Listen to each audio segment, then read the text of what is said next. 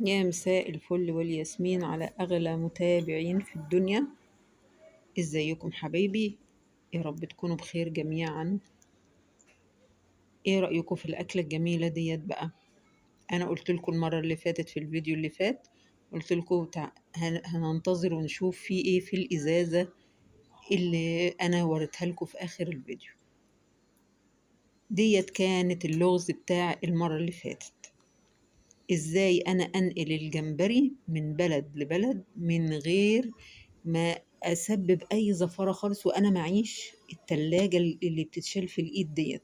لازم اتصرف. فكانت فكرة جميلة جدا جدا جدا ان احنا قشرنا الجمبري اول ما جبناه على طول، وعملنا له محلول كده النظافة مبدئي يعني، وبعد كده حطيناه في قلب الإزازة ديت وحكمناه وقفلنا عليه كويس، وحطينا حبة كمان في الإزازة التانية وشلناه وسافرنا بيه من غير ما حد يحس أبدا إن إحنا معانا جمبري. ولا قدرنا طبعا، انتوا عارفين ان الجمبري دوت ولو اتشال في قلب أي أكياس مهما كان متجمد لازم هيجيب مية. فطبعا احنا حكمناه بالإزازة بتاعته ديت. يا رب يكون منظر الأكل عجبكم كده في الأول. أكلة جميلة جدا. تعالوا نسمي بسم الله بقى، نصلي على رسولنا الكريم، وكل سنة وانتم طيبين. الإزازة معايا أهيت، ونقول يا بركة الله. وأديني بقص الإزازة أهوت وهوريكم أنا هطلع منها إيه. الجمبري اللي أنا اشتريته من هناك بصراحة الجمبري ده هنا عندنا ب300 و350. أنا خدته من على شط البحر ب220 جنيه. فكانت فرصة لا تعوض بصراحة. هو كان حجمه طبعا كبير، أكبر من كده براسه وبديله، طبعا بعد ما قشرناه طبعا بيصغر شوية، بس الحجم ده جميل بصراحة. أنا ما بحبش اللي أكبر من كده أبدا، لأنه بيقرقش. الكبير قوي دوت مهما حطيتيه يستوي ما بيبقاش مستوي زي دوت خالص. تعالوا بقى نشوف خلطته الجميلة. ده توم، معلهوش حاجة غير فلفل أحمر وفلفل أخضر بس. أنا بقى بحط له إيه؟ حطيت له كزبرة، وأحط له كمون وملح وعصير 3 ليمونات كبار، وبحط معلقة واحدة. أدي الكمون أهو حطيته والملح والكزبرة، وبزود الكمون طبعا، وبحط يعني معلقة أو نص معلقة كبيرة كده من بهارات السمك على ولو مش موجودة مش مهم، هي كده كفاية. حلوة قوي التتبيلة دي، جميلة جدا. ديت هعمل منها السمك البلطي. هما كانوا 4 سمكات بلطيين اللي عندي، مفيش غيرهم. طلعتهم وما أخدتش الجمبري كله طبعا اللي أنا جايباه، لا أنا واخدة أقل من نصه، عشان أسيب الباقي هيتعمل بيه حاجات تانية برضو. بس حطيت اهوت نص المعلقة بتاعة البهارات بتاعة السمك، بقلب كله مع بعضه.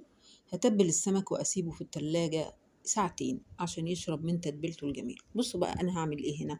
انا جبت سلطانية، حطيت في قلبها نص كوباية دقيق، وعليها معلقة كركم كبيرة، وعليها معلقة كمون، ومعلقة كزبرة.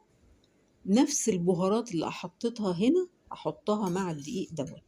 حتى برضو بهارات السمك برضو هاخد حبة صغيرين واحطهم اهم على الدقيق دوت، وهحط سنة شطة بسيطة خفيفة، اللي مش عايز شطة ما يحطش. هطلعه احلى من بتاع المطاعم اللي بره خالص. ولا تقولوا لي بقى الشرقاوي، ولا تقولوا لي ملوك الجمبري، ولا تقولوا لي اي حاجه. بصراحه طلع تحفه بصراحه. الخلطه ديت حمت لي جسم الجمبريايه، وادته طعم خطير جدا. هتشوفوه بنفسكم. انا بقليه هتشوفوه. انا مطلعاه واديني فتحته لكم في الاول ووريته لكم قد ايه جسم الجمبريه من جوه جميل مستوي، متماسك حلو وجميل جدا من جوه. وطعم الخلطه دي في منتهى الجمال. انا بنزل عليها بالميه واحده واحده لغايه ما تديني سمك معين، بيبقى اقل من سمك الكيكه حاجه بسيطه، يعني شبيه كده شويه باللي بنعمله للقرنبيط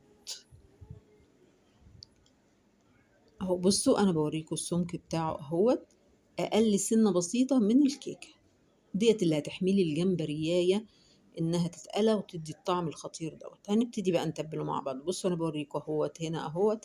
أنا دلوقتي شِلت الحبّة دول مش هاعملهم، وخدت الحبّة اللي هاعملها. طبعًا دول هيدخلوا التلاجة في الفريزر تاني. طبعًا أنا عملت له محلول جديد من أول وجديد، دقيق على ليمون على ملح، ونقعته فيه مسافة طويلة، لإن أنتم عارفين الجمبري لازم بيتغسل كذا مرّة. طبعًا التتبيلة دي هتدّي له طعم جميل، وهو هيمتص الريحة بتاعتها خالص وطعمها خالص، هيمتصها وجسمه هيشربها تمامًا.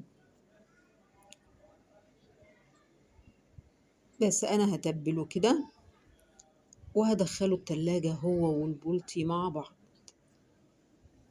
والبولتي طبعًا مش محتاج، ما كانش محتاج إن أنا أصوّر له، لإن أنا عملته معاكم قبل كده كذا مرّة. تتبيلة عادية جدًا أهيّة من برّه ومن جوّه، باتبّله وهنقليه تقلية عادي جدًا، ولا عملت له بقى مَيّة المرّة دي ولا حاجة، لأ أنا بدّرته بالدقيق بس وقليت على طول. بصراحة إحنا كلنا السمك هناك في راس البر، كان ليه طعم غير اللي إحنا بناكله هنا بصراحة، باقول لكم يعني مهما كان طازة هنا، لأ مش زي طعم السمك البحري اللي بييجي لِك الطازة دوّة اللي معاه الصياد ده، لأ ليه طعم تاني خالص، خالص غير السمك اللي إحنا بناكله هنا والله.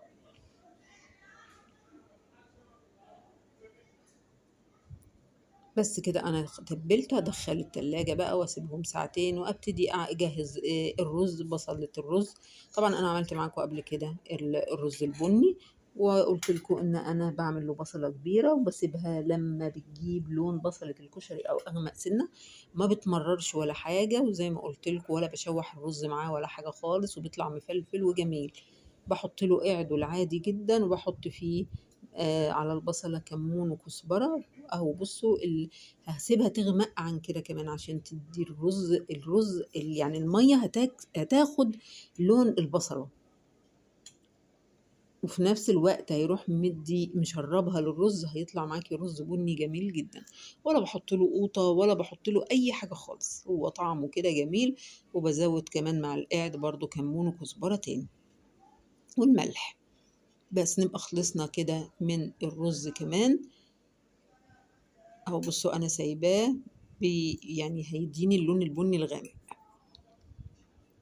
بارحّب بكل اللي بيدخلوا لي وبيكتبوا لي تعليقات جميلة، وبارحّب ترحيب خاص والله بكل مشتركين الجداد، وباقول لكم أنتم نوّرتوا قناة المِسك ودايمًا معايا يا رب، ويا رب أكون عند حُسن ظنكم جميعًا، ودايمًا منوّرينّي وتشجعوني باللايكات الجميلة عشان أعمل لكم كل حاجة جميلة إن شاء الله، يا رب تكونوا بتستفيدوا حاجة منّي، أتمنى ذلك والله.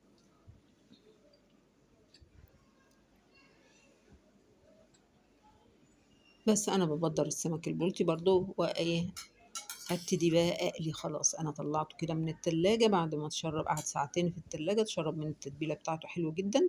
هابتدي أقلي البلطي قلية عادية جدًا، ما فيهاش أي حاجة.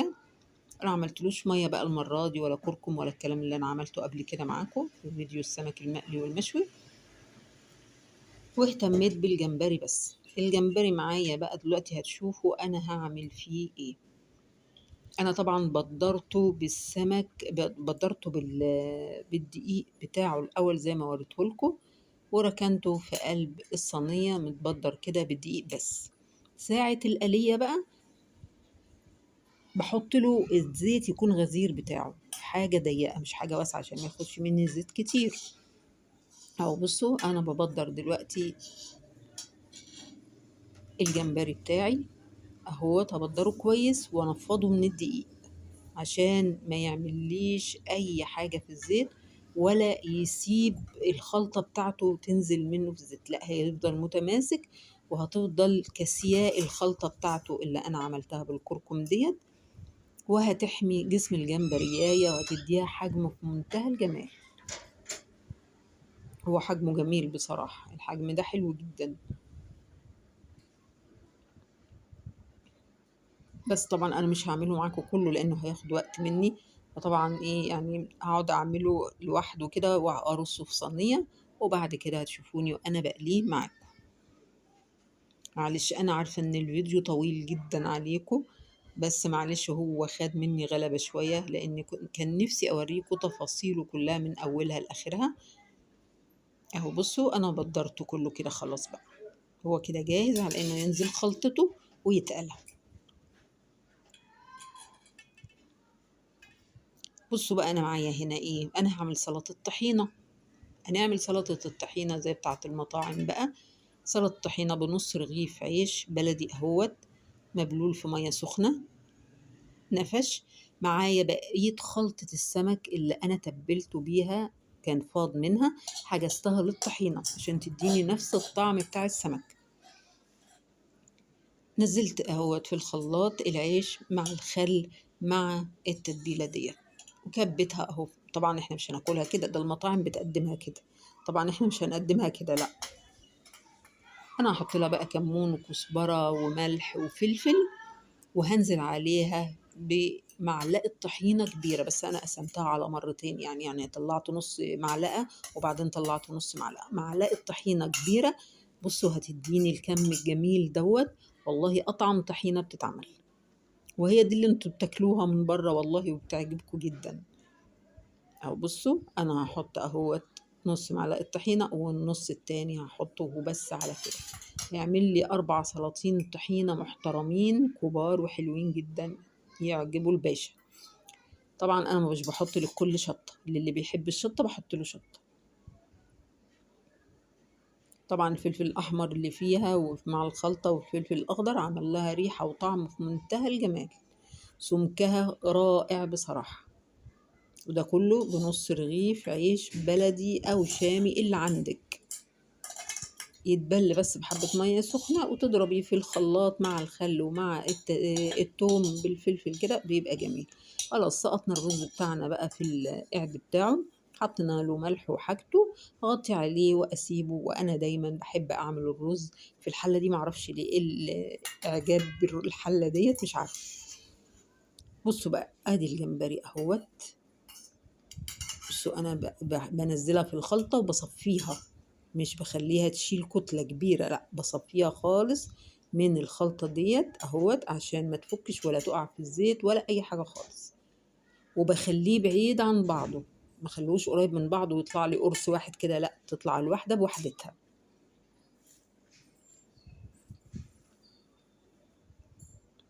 هتشوفوني دلوقتي وانا بطلعه طبعا، وانا بطلعه في مصفى، مش هطلعه لا على ورق ولا مناديل ولا الكلام ده خالص عشان ما يطراش مني لا.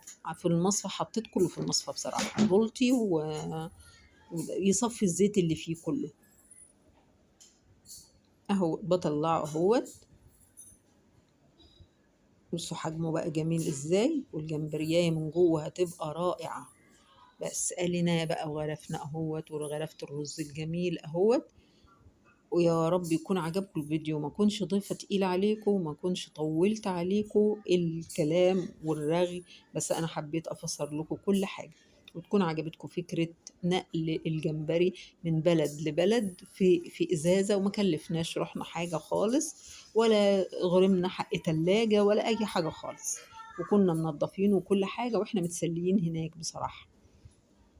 بصوا انا كسرت واحده معاكم اهي بوريها لكم من جوه. بصوا لحمه ابيض وجميل ازاي ومتماسكه وجميله خالص. يا رب يكون عجبكم الفيديو ومكنش طولت عليكم، واقول لكم السلام عليكم ورحمه الله وبركاته. اشوفكم على خير باذن الله، اترككم في رعايه الله وفي حفظه وفي امان وحبايب قلبي، مع الف سلامه.